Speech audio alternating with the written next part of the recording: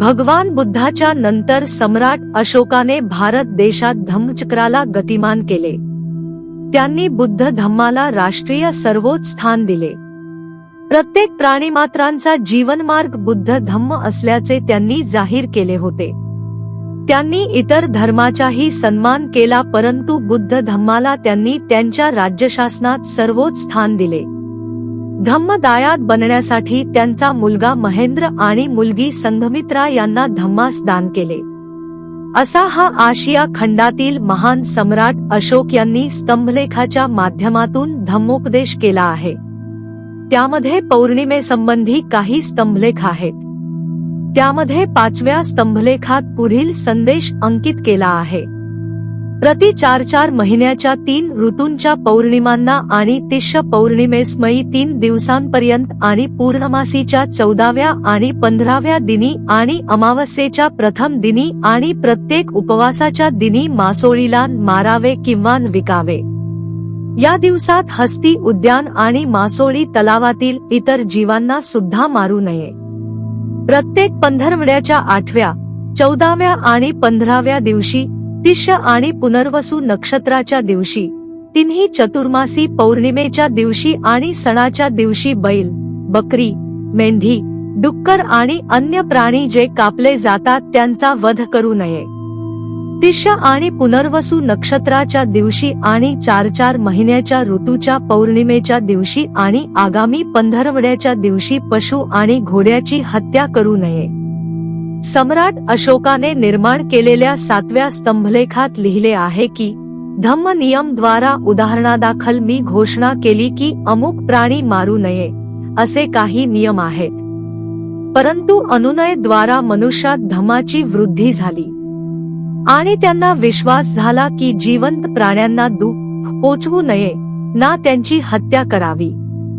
मी सर्व हे यासाठी केले की माझा पुत्र व पुत्री यांनी याचे पालन करावे आणि जोपर्यंत सूर्य आणि चंद्र आहे तोपर्यंत लोकांनी यानुसार पालन करावे. या दोन्ही स्तंभलेखात सम्राट अशोकांनी चंद्राचा वेगवेगळ्या संदर्भात उल्लेख केला आहे. सम्राट अशोक हा जगातील सर्वात महान बौद्ध राजा होता.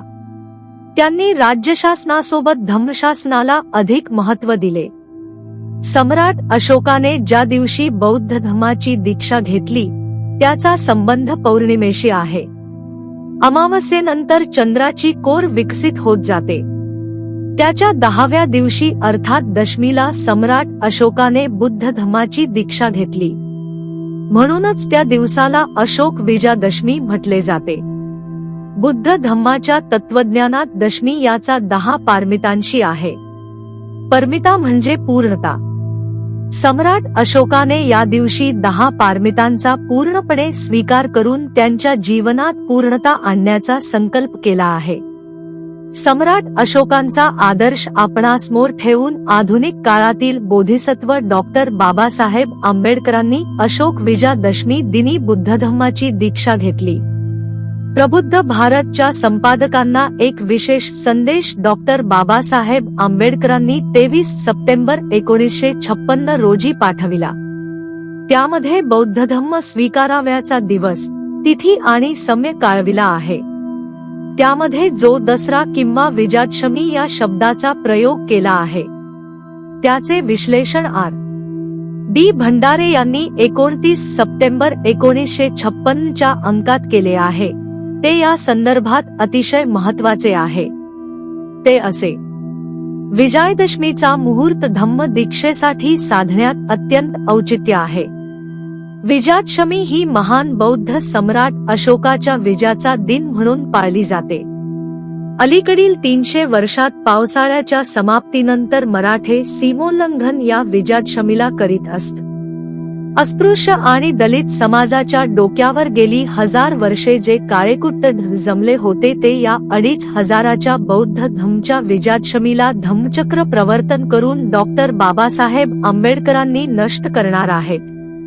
एकमात्र निश्चित की डॉक्टर बाबासाहेब आंबेडकरांच्या धम्मचक्र प्रवर्तनाचा संदर्भ सम्राट अशोकाच्या विजयादशमीशी आहे. डॉक्टर बाबासाहेब आंबेडकरांचे संपूर्ण जीवनच बौद्धमय होते. त्यांनी 10 पारमिता पूर्ण करून ते बोधिसत्व पदाला पोहोचले होते. त्यामुळे त्यांच्या तत्वज्ञानात पौर्णिमेचा उल्लेख बरेचदा येतो. उदाहरणादाखल 2 उल्लेख या ठिकाणी उद्धृत करीत आहे. 1. मी मागे जाहीर निवेदन काढून येत्या वैशाख पौर्णिमेला धर्मांतर करण्याचा मनोदय जाहीर केला होता. त्याप्रमाणे अस्पृश्य समाजातील व इतर वर्गीयांपैकी शेकडो लोक धर्मांतर करण्यास तयार झाले आहेत. हे ऐकून मनाला समाधान वाटते व धर्मांतर करण्यास तयार झालेल्या सर्व लोकांचे मी मनापासून अभिनंदन करतो. 2.